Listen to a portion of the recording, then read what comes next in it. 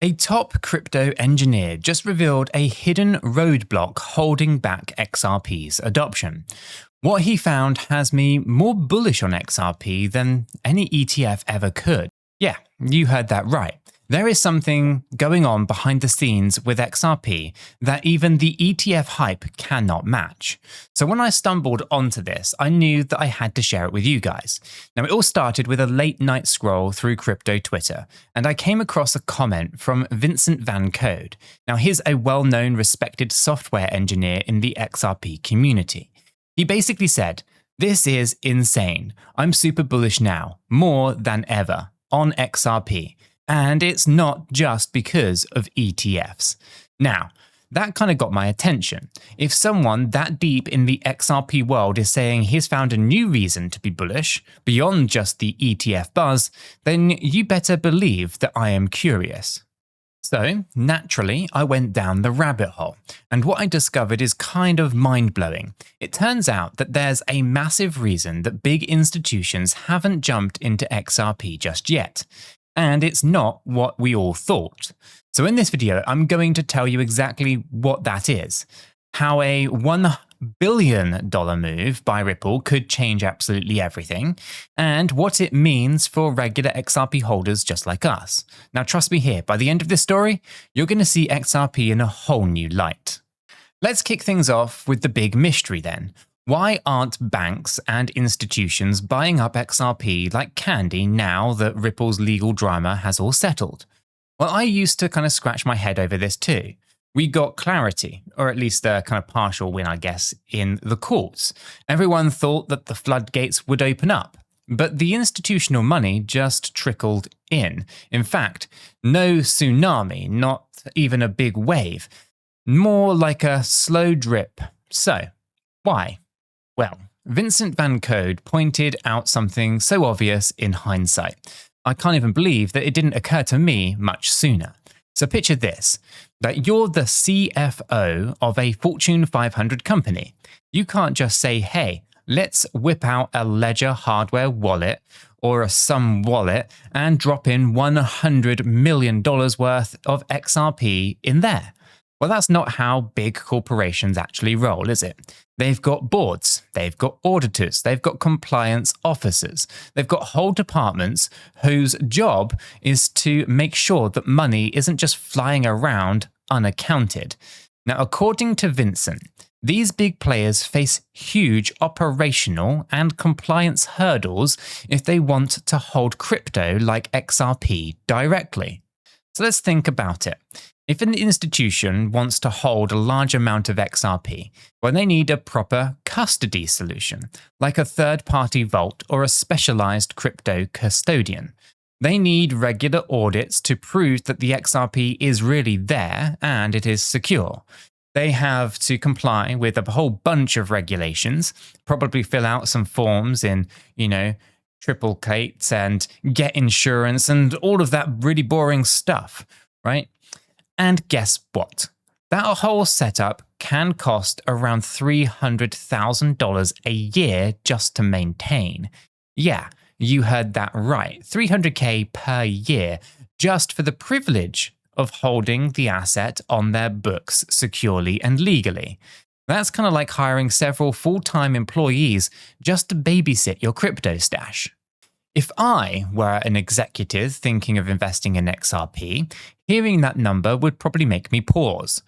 Would you spend $300K a year just so that you can hodl some coins and not even get in trouble or even hacked? Well, maybe, but many probably won't. Not until they're actually really sure that it is worth it. And this is the key. It's not that these institutions don't want XRP. It's that the logistics are a nightmare right now. So Vincent's insights was basically institutions are not simply going to buy and hold XRP directly, at least not yet. Instead, the more realistic path for them is through investment vehicles. Think ETFs, exchange-traded funds that track XRP, or buy shares of a public company that holds a whole ton of XRP. Those are familiar to them. That's stocks and funds, stuff that they can put on their balance sheet without freaking out any of their lawyers. Now, this is where the story gets rather exciting, because I'd been keeping an eye on those XRP ETFs for quite a while. And if you've been in crypto this year, then you know ETFs are a pretty hot topic, right? Bitcoin ETFs, Ethereum ETFs, and yes, those pending XRP ETFs. They're kind of like the holy grail for getting traditional investors into crypto, because they wrap crypto into a nice traditional finance blanket. So hearing Vincent basically confirm that, yeah, ETFs might be the only practical way for big money to get on in was kind of like, okay, well, this could be absolutely huge. Right now, as we speak, there are about 7 XRP ETF applications waiting for the SEC's blessing. That's 7 different proposals saying, hey, let us create a fund so that people can invest in XRP easily. Normally, we would actually expect decisions on these, right? Possibly even approvals, given how things are moving for Bitcoin ETFs. But the curveball is that the US government had a bit of a shutdown. And guess what that means? All of the paperwork at the SEC is just sitting idle in a pile, collecting dust. So until the government fully kicks back up into gear, it's kind of like hitting pause on a movie right before the best part. So yeah, the ETF situation, sorry if I can talk, is in a bit of a weird limbo phase due to all the politics. Frustrating? I know, but it is what it is. However, here is a little plot twist. While everyone, myself included, was hyper-focused on ETFs, something else has actually been brewing under the surface here, something called Evernorth. And this is where, at least this is the part, I guess, that really kind of floored me and Vincent and pretty much everyone else who's paying attention. Now, Evernorth is a new venture and it's backed by Ripple itself, alongside some other heavy hitters like SBI Holdings. And if you're familiar with big Japanese finance players, that is, Evernorth basically said, you know what? We're going to create the world's largest XRP treasury. In other words, they're raising a whole ton of money, over $1 billion, and they're going to use it to buy XRP. Now, $1 billion in XRP, that would be the biggest stash of XRP ever assembled by a single entity for institutional purposes. So let that sink in for a second. $1 billion could get you, I don't know, an island or a couple of sports teams. And these guys, they want to use it to stockpile XRP. In fact, the plan is to start with over 560 million XRP in their treasury. They already have $1.1 billion in committed capital for funding this thing, and Ripple, the company, and SBI are even a part of that. Right, Evernorth is planning to go public via a merger around Q1 of 2026, which is right around the corner, right? And as soon as the funding is secured, they're going to start buying up those hundreds of millions of XRP within 10 days. Now, here is the crazy part. When Evernorth announced this ambitious plan, the price of XRP barely moved. It was like a little blip. Then back to business as usual, right? No immediate moonshot, no fireworks. And get this, the market's seen big announcements before that didn't pan out right away, huh?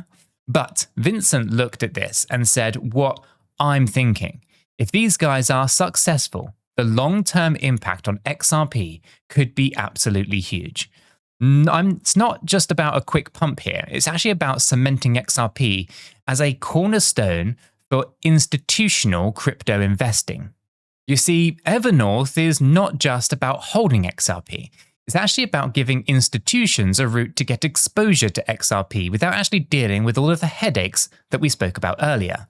Now, if a company or a fund buys shares of Evernorth, well, once it's actually publicly traded, that is, indirectly, they actually have exposure to XRP's value. It's kind of like an ETF, but it's actually structured differently, right? It's a company that's holding the asset rather than the fund. And because Evernorth is or will be a regulated, compliant entity, those big players can invest in it with far fewer hoops to actually jump on through. So this dovetails perfectly with Vincent's point. Institutions are likely to go through ETFs or equity routes. Now, Evernorth is an equity route. It's essentially a massive XRP investment vehicle that traditional investors could find palatable. Now, Vincent literally ended his post by saying this: "This is insane. I'm super bullish now, more than ever, on ETFs and Evernorth." So when a guy who lives and breathes XRP says something like that, you kind of pay attention. Now, before I go any further, let me just drop a very important reminder right here. Now, this might just shock you, but I'm not a financial advisor, and nothing in this video is financial advice. Cryptocurrencies are highly volatile, and you could lose all of the money that you invest. You should always do your own research and consult a qualified professional.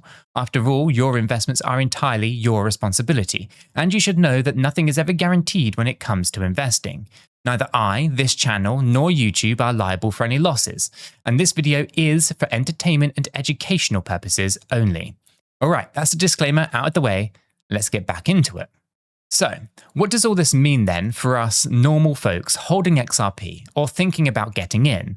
Well, for me, learning about all of these behind the scenes moves was a bit of a game changer. It made me realize that the road to mass adoption might not look how we actually imagined it.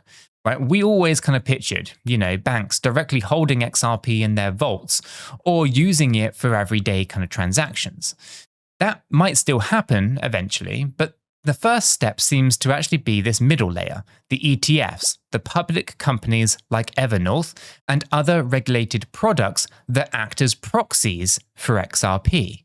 In plain English, big money wants in, but it wants in safely and legally. So they're building the on-ramps right now. And once those on-ramps are finished, we could see a whole flood of new money coming into XRP through those channels. Now, it's not as straightforward as Company A buys XRP and holds it. It's more like Company A buys shares of Fund B, which holds XRP, or Company C invests in Evernorth, which holds a mountain of XRP. Either way, demand for XRP goes up in the longer term, in the longer run, and supply, essentially liquid supply, goes down if a whole lot of it is locked away in these treasuries or funds. Now, I'm pretty excited about this, clearly, right? But let's keep it real. None of this is a guarantee that XRP's price will explode tomorrow, or that it will even go up at all. Markets are pretty weird after all, and there are so many factors at play. But hearing about the $300 hurdle for institutions to hold crypto directly, and then seeing solutions like ETFs and Evernorth merging, it tells a pretty telling story. A story of a crypto market that is maturing, especially for XRP. It also got me thinking, what can I do as an individual during this phase that we're in? Well, for one, I'm holding on to my XRP with perhaps a bit more confidence that patience could actually pay on off. Now, I'm not day trading it, I'm watching these fundamental developments, and these right here are some fundamental developments that could shape the next few years for XRP. Now, speaking of developments, you know that I'm always exploring the crypto space beyond just the headlines. Now, one project that I keep mentioning and I promise to kind of keep everyone updated on is Unity. Now, it's not the main focus, it's just a part of my crypto journey, and many of you guys have been asking about it either in the Discord or in the emails. So here's a quick update on that front. If you are new here, Unity Nodes is basically a decentralized telecoms network project that lets you earn crypto by running nodes on your mobile device. Sort of like earning passive income with spare phones or some cheap mobile phones like these. Now, I've mentioned the concept in many videos, so it shouldn't be new to anyone, but I'll rehash the basics for anyone who is new here. But here's what's new, right? I went ahead, I purchased a Unity Masternode NFT, right? That one NFT gave me 200 licenses, meaning that I could potentially run up to 200 mobile devices, like these phones over here, as nodes on the network. Now, I'm not going to go crazy and set up 200 phones on day one. I'm starting small with the 10 phones I have here. When the Unity app goes live, I'm just going to run a test on these 10 phones to see how it all works in practice. If it is successful and everything runs smoothly, then I'll consider scaling up gradually. The cool part is that Unity nodes, and one of the reasons that I got really interested in it is that the rewards that you can earn can be paid in various different cryptocurrencies. It's not some new coin being created. You actually get to choose from other cryptocurrencies, some being Bitcoin, Ethereum, ADA, XRP, and so on. So personally, I plan to choose payouts in some of my favorite long-term holds, and you guessed it, that includes XRP alongside Bitcoin, Ethereum, and Cardano. So if this works out, it's going to be a great way for me to slowly stack even more crypto over time, kind of like staking or mining, but with mobile phones that I just have on my desk here. Passive income in crypto while I sleep. Yes, please, I want some more of that. Who wouldn't want this? Now, as always, you've got to do your own research on things like this. Unity nodes might not be for everyone. Now, I read their light paper and I played with their rewards calculator, and I'll put these links all in the description so you guys can check them out for yourselves as well. This concept shouldn't be totally new if you've watched any of my recent videos anyway, but not everyone catches every single episode. So yeah, update. Also, one more thing on the Unity before we carry on with XRP is that I actually bought a second and third Unity node NFT, and my plan is actually a pretty cool one in my opinion. Now, I know that some of you guys are curious about Unity, but don't want to purchase a full master node yourselves. And I don't blame you, right? Having 200 phones is a pretty big investment. Now, I'm going to do is I'm going to take some of my licenses from my second and third nodes, and I'm going to lease them out to you guys, members of the community, right? That means that if you want to try running a Unity node on a smaller scale, let's say 5 devices or 10 devices, then you could essentially just rent the licenses from me rather than actually buying the whole node yourself. Now, I'm working out all of the details. I'm thinking 90% to you guys, 10% to the channel here in terms of the rewards split, and a $30 kind of one-time licensing rental fee. But again, join the Discord, link is in the description. The free educational Discord or server, of course, is going to be the first place that we share all the updates on all of this. So if you are interested or have further questions, make sure to join the Discord. It's completely free. The link is down below, and keep an eye on any announcements on the Unity down there. Now, we're building a little community around this, and it's been pretty awesome seeing people help each other out with their setup ideas and all that. All right, now shifting gears from the side project to something that every crypto investor needs to think about, specifically as we start getting into 2026 here, and that's exchanges.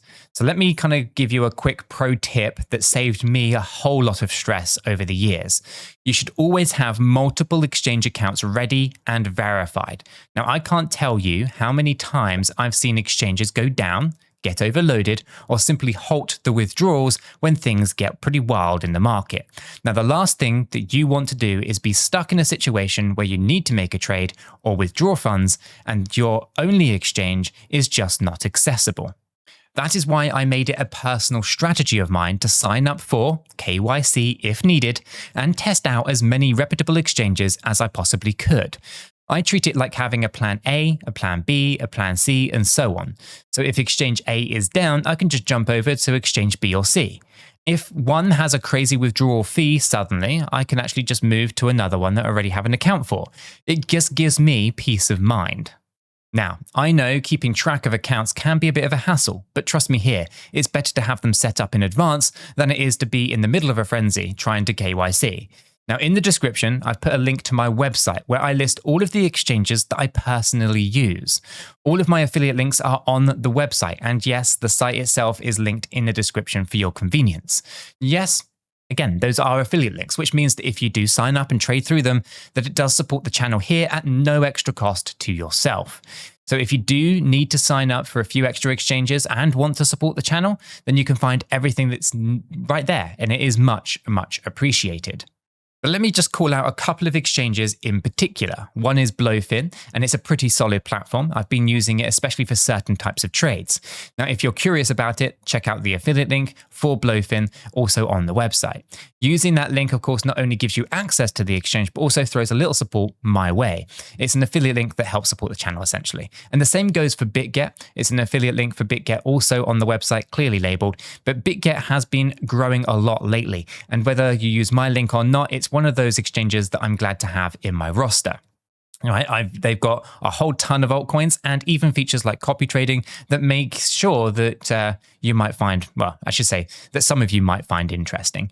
Now, if you do use any of the affiliate links, I would like to just say a big thank you in advance. It generally does help support the content here for you guys.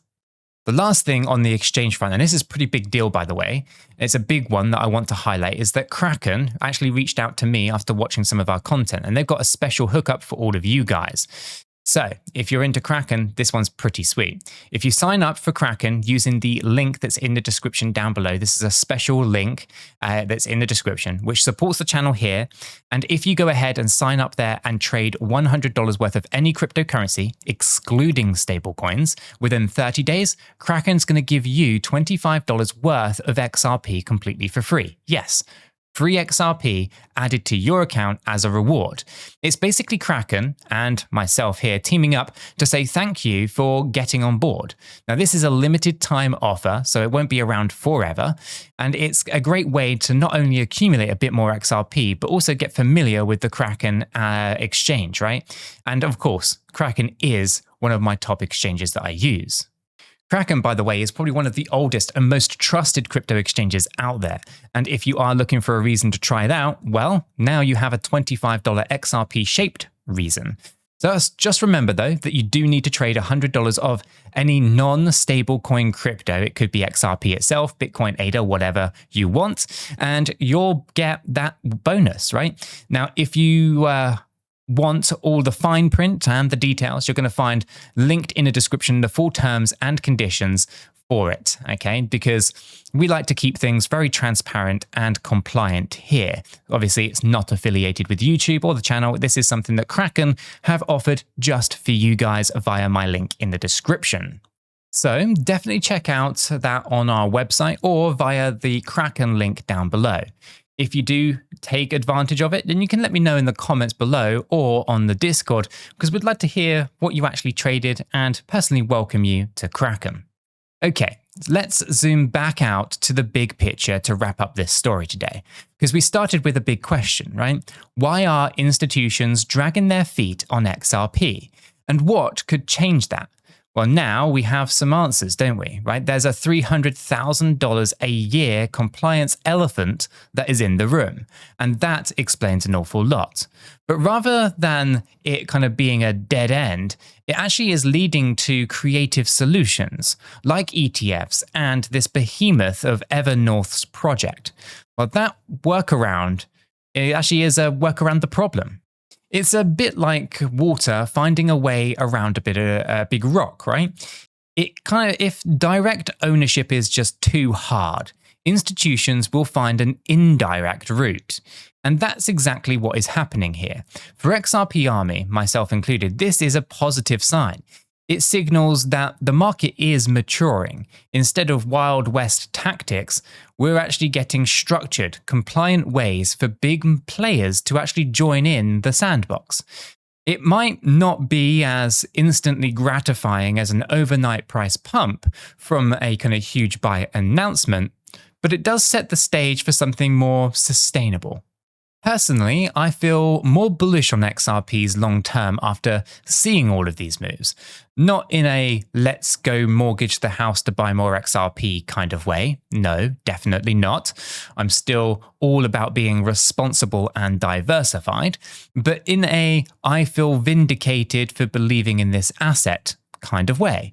Right, Ripple and its partners are definitely out here playing 4D chess, building the infrastructure that will make XRP accessible to every bank, fund, and maybe even non-national state, or even a national state that wants to buy on in, right?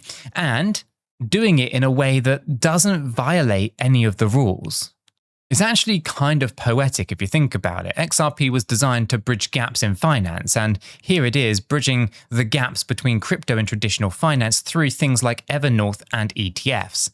If that doesn't make you at least a little bit optimistic, I just don't know what will. All right, so I've kind of thrown out a lot at you guys today. from hidden hurdles to billion-dollar XRP treasuries to my own little adventures with Unity and exchange strategies. Right? The crypto world moves pretty fast and it's full of surprises, but that's kind of what makes it a heck of a journey, right? Now, I'm glad to have you all along for this ride, I have to admit. But if you did find this video helpful or thought-provoking, don't forget to hit that like button, subscribe for more updates, and I will catch you all in the next one.